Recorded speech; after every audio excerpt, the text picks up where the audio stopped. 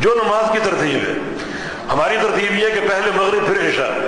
آپ نے مغرب نہیں پڑھی اور عشاء کا وقت ہو چکا اور عشاء کی جماعت قائم ہے، تو آپ مغرب میں شامل ہو عشاء کی نیت سے، اور پھر جب جماعت ختم ہو، آپ کی مغرب ہو چکی، تو پھر آپ عشاء بعد میں پڑھیں. اس میں اشکال آپ کے ذہن میں یہ ہوگا کہ عشاء کی 4 رکعت اور مغرب کی 3 رکعت ہے، تو کوئی حرج نہیں، 1 رکعت آپ کی نفل کے طور پہ ادا ہو جائے گی، اس کا آپ کو اجر ملے گا. لیکن نمازوں کی ترتیب بہت ضروری ہے.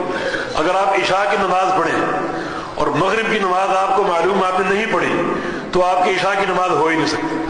صرف شریعت نے ایک شکل کو استثناء دیا ہے، اور وہ ہے بھول جانا. جو نماز بھول جائے، آپ نے عشاء کی نماز پڑھ لی اور آپ کو مغرب بھول چکی، اب عشاء آپ نے پڑھ لی، اب آپ کو یاد آیا کہ آپ نے مغرب نہیں پڑھی، تو اس کو شریعت نے قابل معافی قرار دیا ہے. اب آپ مغرب پڑھ لیں، اگرچہ ترتیب معکوس ہو گئی ہے، لیکن یہ ایک استثنائی شکل ہے. لیکن اگر آپ کو پتہ ہے اور یاد ہے کہ آپ نے مغرب نہیں پڑھی اور عشاء پڑھنا چاہتے ہیں، تو وہ عشاء کی نماز نہیں ہوگی.